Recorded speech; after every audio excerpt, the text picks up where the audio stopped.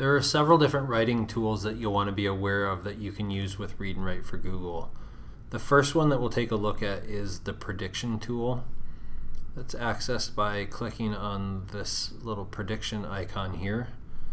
And when you turn that on, you'll see that there are 10 different words that are given as an option for me. I can choose any of those words if I want by hovering over the word. It will read it out loud to me. I have that. I can then select a word that I want by clicking on it. I am. I can also select a word by hitting Control and the number that goes with that word. So if I was to write a sentence like this and hit Control 3,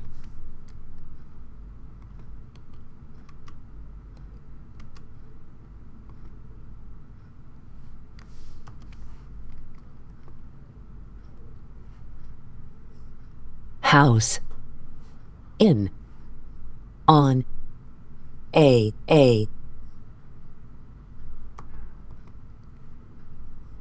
busy,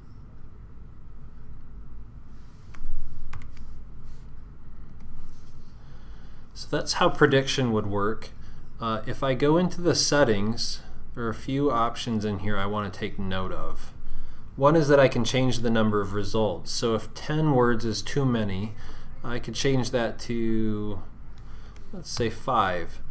Follow the cursor. You could see that the prediction window would actually follow where the cursor was in the document. If you uncheck that, the prediction window will move up into the upper left corner and just stay there.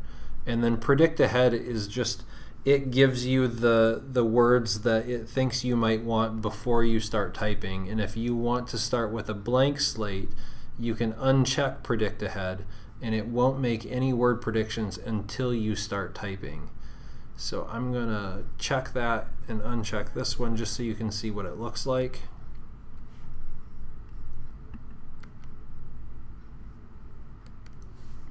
So there's no prediction until I start writing, and then I'm going to get that. This combined with the autocomplete that Google is suggesting for me could be a really helpful resource for some of the people who would use a tool like this. The next writing tool that you'll want to be aware of is what they call Talk and Type. Now what this does is it just pulls up the voice typing tool that's built into Google Docs. But what this does is it allows you to dictate or speak what you'd like to write. I live in a big house on a busy street.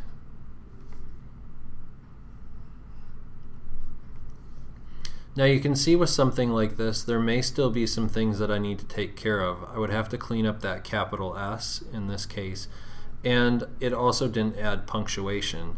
Now with dictation, I can speak that, and it would add the punctuation for me. So let's try that again. I live in a big house on a busy street, period. Once again, I would have to go back in here and change that capital S, but just so you're aware of how that dictation would work.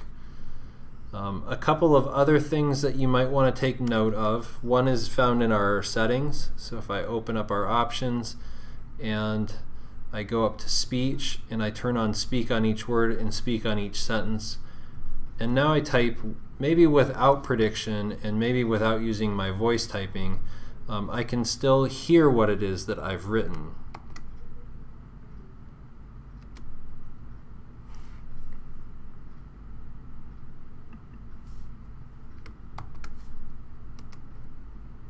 capital I,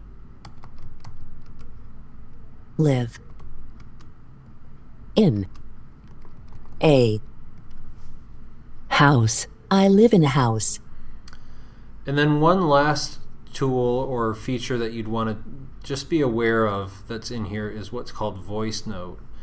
Now something like this, let me switch over to here. Maybe we want to leave a comment in a document that already has a lot of text. Well, I can go ahead and highlight that and add a comment, but I can't take advantage of all of those tools that I have within that comment. What I can do though with Read and Write is I can add that voice note, so it's going to add a comment with an embedded MP3 in it. Gives me 1 minute that I can record. This looks like a really great program and I'd like to learn more about it.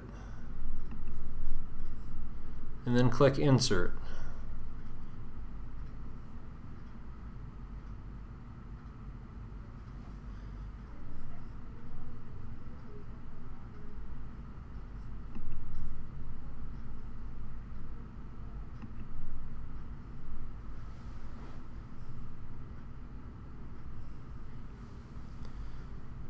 What you'll see now is that I have a comment just like I would have had before, but instead of having the text in there, there's this little play button. If I click on that, this looks like a really great program and you can hear what it is that you recorded. Now if somebody else has Read and Write for Google and you share the document with them, they will see this same little play pause button that's embedded into that. If they don't have Read and Write for Google, they'll still gain access to that MP3.